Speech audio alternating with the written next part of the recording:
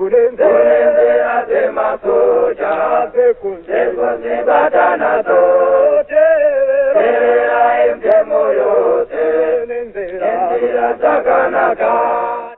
Good afternoon, Zimbabwe. This is yours truly, Blessed Geza, Comrade Bombshell. Fellow Zimbabweans, I come to you today when the situation in the country can no longer be ignored. The situation is now reached a defining moment. Tasfika kumagumo. Emerson has chosen to betray the people of Zimbabwe, aligning himself with his criminal cartels, the Shigananda. He has opted for corruption, looting, and open normalization of thievery within our very government. Emerson has chosen to brutally mutilate our constitution, massacring the rights of Zimbabweans to a dignified life through his corrupt machinations. We know Emerson stands as the godfather of these criminal cartels who have plundered our land, leaving countless Zimbabweans entrenched in poverty and despair. Well, fellow Zimbabweans, the time for our suffering is ended. Today marks the final steps to dismantle this madness. We will no longer stand by while Emerson and his Gananda continue to rob our people of their future and their sacred right to vote in 2028. We will no longer tolerate the lies that the resolution seeking to postpone elections somehow represents the will of the people. This is the gravest insult to the dignity of Zimbabwe. We refuse to watch as Emerson and his Ganandas strive to complete their capture of the state. That will not happen. Zimbabwe came as a result of sacrifices of gallant sons and daughters of the soil to benefit everyone, not a favored few. Today we say enough is enough. We cannot sit back while Emerson and his cartels plunder over 7 billion from our state coffers. These are funds they now seek to buy political power to safeguard their ill-gotten gains and perpetuate their plundering. We will put a stop to this madness, so as war veterans and other ZANU-PF progressive elements deal with Emerson and Mutare. All progressive Zimbabweans are gathering in the streets of Harare. We are demanding a complete stop to attempts to mend our constitution. Let's all come out to say no to a third term. Let's stand against ED for butchering our constitution. On Friday, 17th of October, fellow Zimbabweans, let's say no to state capture by Tagwire, Chivayo, and their fellows Kananda. Let's say no to the looting of our state resources when civil servants are poorly paid. Let's say no to state capture. Let's say no to the looting of billions of dollars when our people die in hospitals without medication, when our women give birth in open spaces. Taramba, nyika ino haisi ya Emerson, mudzimai wake kana Zvigananda. The government and the ruling ZANU-PF have been ensnared by the Zvigananda. This is no longer a ZANU-PF conference. It has devolved into a Zvigananda gathering, a facade to complete their hold on our state. Passing the Zvigananda, they belong in prison. They've stolen our future. We'll confront this mess in Mtare.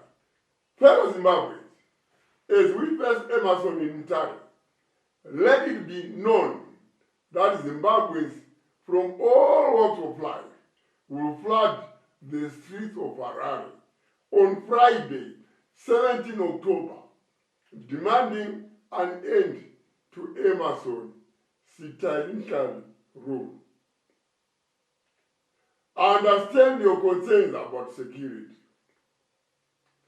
Be rest assured, your safety will be paramount, and no Zimbabwean will face danger for exercising their constitutional right to protest. Zimbabweans tawachiseko chepasi rose because of Emerson. Zimbabweans from every corner of our land, prepare yourself to reclaim your country from Emerson's corrupt and oppressive regime. Let's claim back our country, and Friday, 17 October 2025 is the day Emerson should go. Thank you, Zimbabweans. See you on Friday in the streets of Harare. Amandla, Masimba kuvanhu, tiri kunopedzerana paMutare kuconference.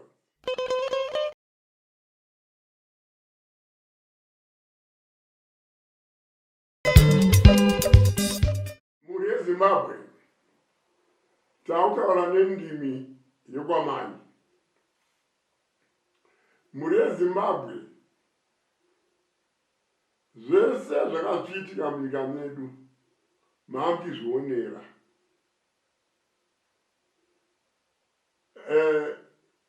Vhiki yakapera takakutaurirai kuti Temba Mliswa apuwa mari yakawanda naEmerson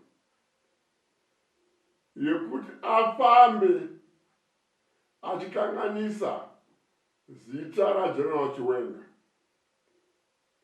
nokuda kwekuti vaChiwenga vanga vataura nezveuori zvisina kufadza Emerson nezviganana.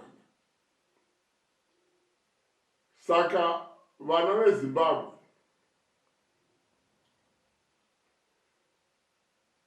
zvabuda pachena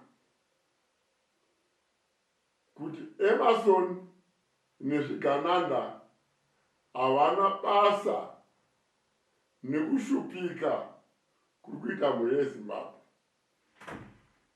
Saka saizvozvo tiri kuti mhuri yeZimbabwe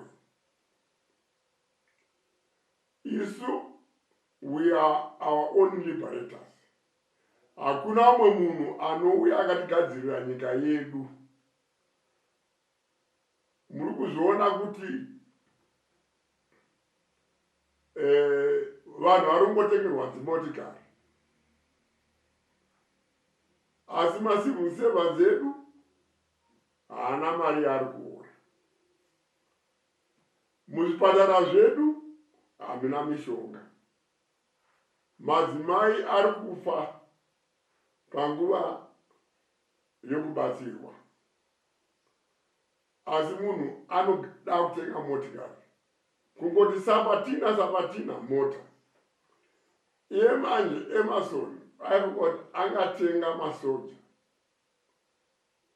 nenyaya dzemotikari, but chaasingazivi ndechekuti mauto edu anoziva kodzero yawo. Motikari iya yeentitlement yawo dzinofanira kutengwa nenyika, not napresident.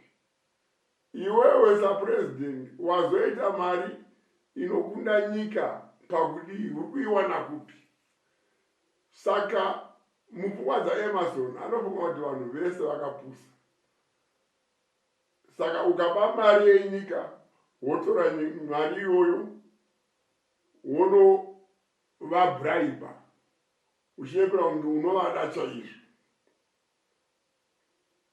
Vanhu vakuziva chitsotsi chako Emerson.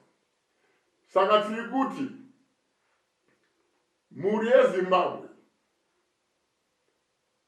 hazvina basa rekuti uri wechechi ipi, hazvina basa rekuti uri werudzi rupi, hazvina basa rekuti uri wepati ipi.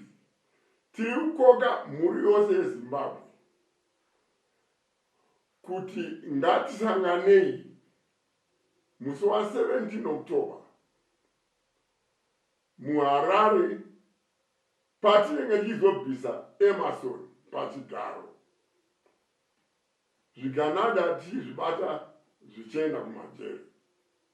Ijuti redu rokuti tizvisunungure mhuri yezimbabwe. Vemachechi tinokukumirai, namatirai nyika yedu yezimbabwe. Right?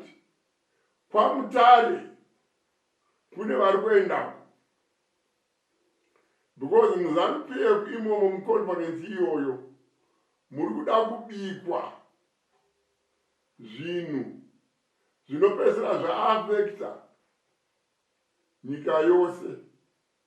Vari kuda kundobika nyaya ye3rd term, vanoda kundobika nyaya yekukanga constitution, right, kuti varamba vachiluta nyika pobwe ichishupika. Saka tichiti ngationei kuti tasvika panguva yekuti tizvipedze, tipedze nyaya dzokuramba tiri pasi pana Emerson nezvigananda zvake. Mhuri yeZimbabwe ndinokukumbirisai mese, measures takatora measures ekuti hapana muZimbabwe achakuvadzwa, hapana munhu achasungwa, hapana munhu achapfurwa nemasoja, because mapurisa nemasoja nhamo yamuri kuonawo imini ndiyo yavari kuona.